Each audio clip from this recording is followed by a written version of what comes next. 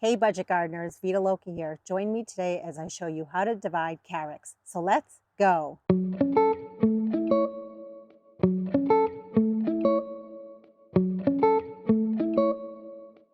You'll often hear it called Carex, and sometimes it's called sedge. It's basically an ornamental grass. There are hundreds of different types of Carex or sedge plants out there. The ones that I have in this flower bed are called Bowles Golden. The best time to divide Carex is usually either in the spring or the fall. Here we are in the middle of summer. I'm going to go ahead and divide these plants. I live in a much cooler area. Today is a cooler day, and I'm going to make sure that the plants are getting ample water after we divide them. The process that I'm going to show you today is going to apply to all different types of Carex sedge plants as well as ornamental grasses in general. This area has seen a lot of changes, and I'm going to put links to videos down in the description below because I want you to see how this space has evolved over time. In fact, we recently came in and we removed some hosta as well as heuchera. Today, we're going to remove the sedge plants from here. So come in for a closer look and I'm going to show you my process for digging them up.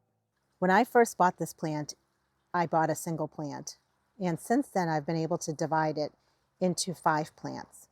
So today, we're going to go ahead and divide these plants down a little bit more. The first thing I want to do is just remove the mulch from the base of the plant. And that's just to keep the space nice and tidy. If you had a very big plant that you were trying to divide, you could use a shovel like this. However, I'm just going to use this small hand shovel because this plant is not terribly big. I want to make sure I'm not digging right at the crown of the plant. I want to dig a little bit away from the crown so that I'm not hurting my plant too much.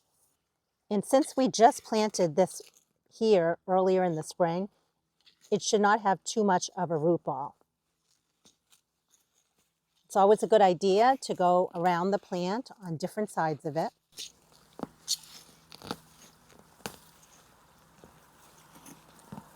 And I'm actually going to just remove some of the soil from the base. That step is optional. The reason I'm doing that is I don't want to have to replace any soil after making a big hole in here. However, you can definitely take the soil with your plant, but you might end up with the hole and you just need to replace the soil. I could take this plant and just put it in my landscape, but I actually want to go ahead and divide it. What I like to do when it comes to dividing plants is I like to tug at the base of the plant and see if it's going to fall apart for me. And just by doing that, I'm noticing that it is falling apart enough so that I can just tug. And just by doing that, I was able to turn that one plant into 3 plants. You may decide you don't want to have your pieces this small. You might want to leave your plants bigger, and that's totally fine as well. But let's say that when you were tugging apart your plants, they were not falling apart. You can definitely use other tools in order to divide your Carex. One tool that I love to use is this hand pruning saw, and this is by Corona, but there are a lot of other companies out there that make a similar tool. I bought this on Amazon. I would just press the black button here and open it up. And I'm just doing this for demonstration purposes, just so you know how to cut an ornamental grass. So if I wasn't able to tug or pull this apart, I could use my hand pruning saw. I would want to just try to find a place that I can divide it. So I'm going to choose right in the middle, and I'd want to be careful, and I could go ahead and just cut.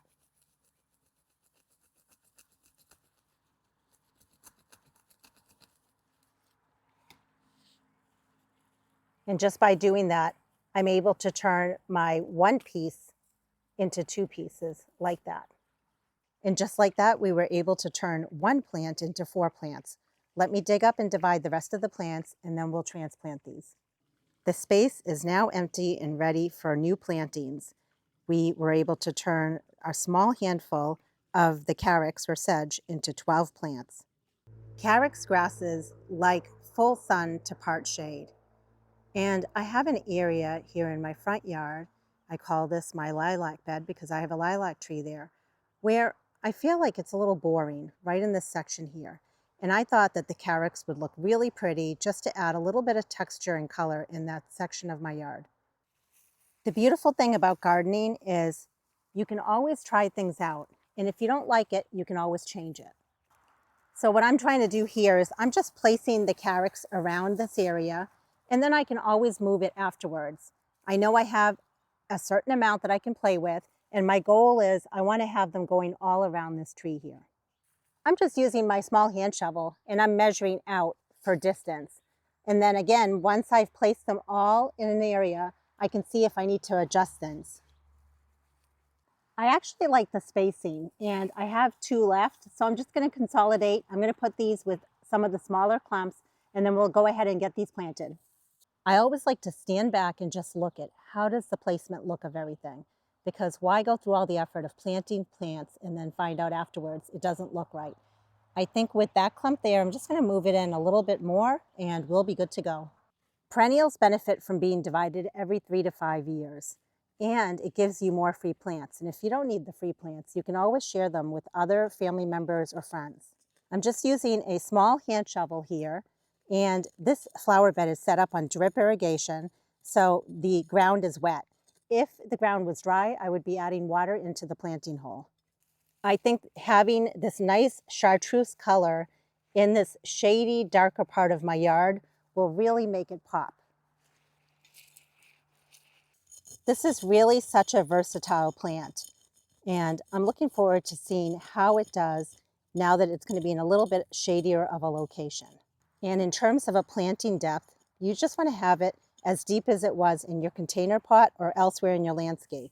Just make sure that the roots are beneath soil level, and you want to make sure that the crown of the plant is flush with soil level. This is one of those plants that I'd love to add to other areas of my yard.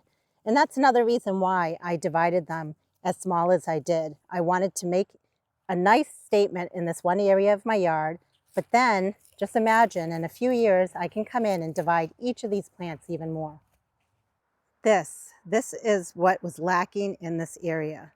We just needed that bright pop of color in a very dark place in my yard. And I am absolutely loving how this came out.